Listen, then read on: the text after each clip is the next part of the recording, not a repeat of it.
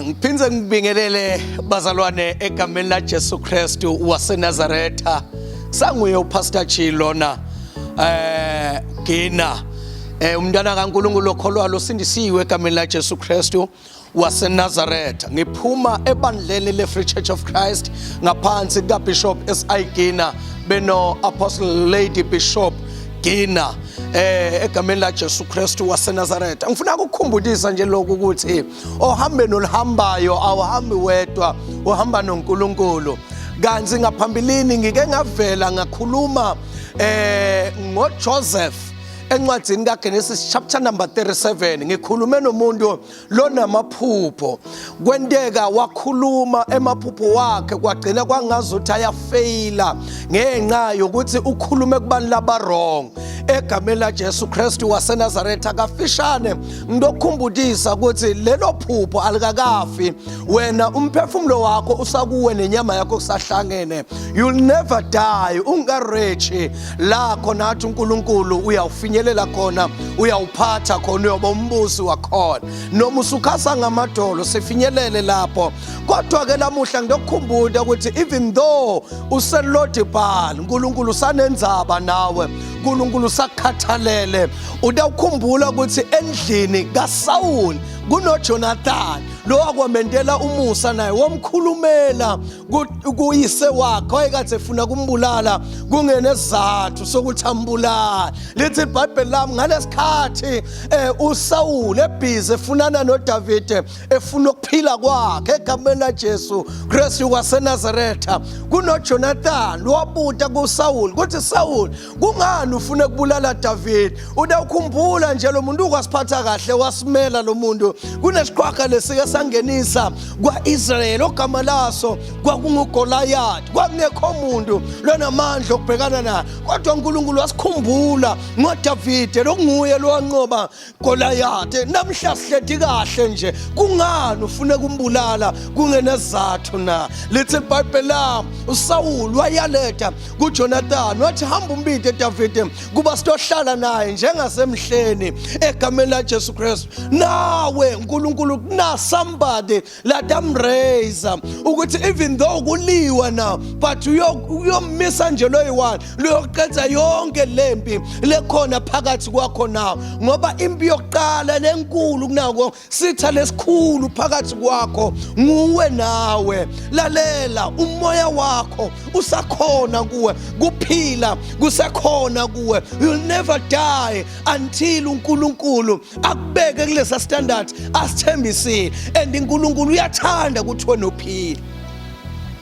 Hezekiah chapter number 37. Little iBhayibheli lami uHezekiah waholelwa ngumoya kaNkulunkulu. Ngoba be careful ukuthi uholwa yini ohambeni lwakho. uNkulunkulu asebenzi ngemoya, usebenza ngomoya. Mina ngifuna ukutshela ukuthi lalela umoya, ungalaleli imimoya but lalela umoya. Lo moya unaNkulunkulu egameni la Jesu Kristu waseNazaretha. Sengiyavala. Lithi iBhayibheli lami kuHezekiah chapter number 37, moya waNkulunkulu wehlela kuHezekiah wamholela esigodini samathambo mileyo. Ila khona esigodini samathambo mileyo ngila khona umuntu lokuthiwa angeke aphumelele empilweni, akanamsebenzi walutho, kuphila kwakhe nje into lengekho, uphilelani lo muntu.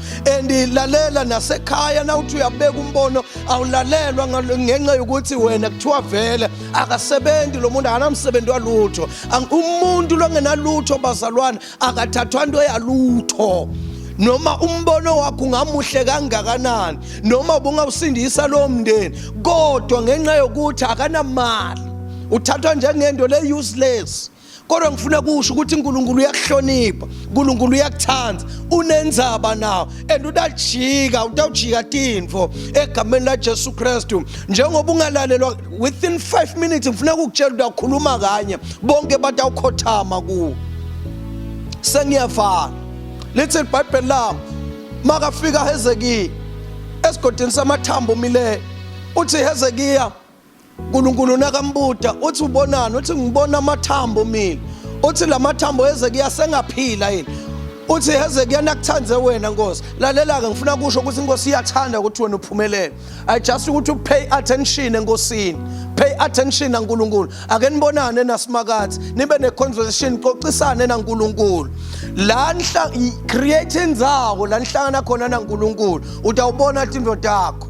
Batawuthi uhambile waya somewhere, kanzi no, uvele nje ekusithekeni noNkulunkulu libala. Inkosi mayinibusise, inkosi mayinende kahle, inkosi mayiniphumelelise. Baba sengiyathandaza, nangu yalo yamake, nangu yalo yababa, nangu yalo yamkhulu, nangu yalo yagogo, naba laba bantwana. Ngiyabona ema-universities abantu bayafunza bama-students egameni laJesu Kristu nasetikoleni. uNkulunkulu enamandla wonke, labatawuphuma ema-college, uNkulunkulu enamandla wonke ngibabona baphuma bahlangabetana nemisebenzi yabo labayifundzele egameni laJesu Kristu waseNazaretha. Sivala ama-spirits, uNkulunkulu labulala imindeni. uNkulunkulu enamandla wonke amadungamezi siyawaqalekisa egameni laJesu Kristu waseNazaretha. Kunaloko uNkulunkulu sibona abantu bakho bayaphumelela, bathula ubufakazi egameni laJesu Kristu waseNazaretha. Yende njalo inkosi emhleni eyasibheka ngokususa emahlazo ethu, nangu yanaloya wenda njalo Simakathe egameni laJesu Kristu waseNazaretha. In Jesus name, amen and amen, amen and amen. Bazalwane, angikuphinze lokhu. Intuzuma TV le, ngena kwi-broadcast yethu uthi Intuzuma TV, then ndambona uPastor G egameni laJesu.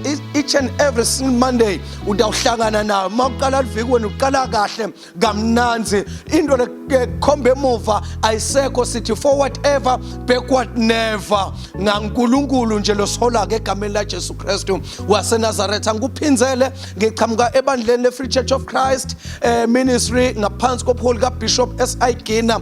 Likhona laphaya eWaterloo. If use Waterloo, if kwamaphumulo likhona, use PMB likhona, use Helzemia likhona, kaMashu egameni laJesu Kristu wase. As soon and very soon udawuhlangana nalo kaMashu egameni laJesu Kristu. Akukho la ungeke usahlangana nalo khona.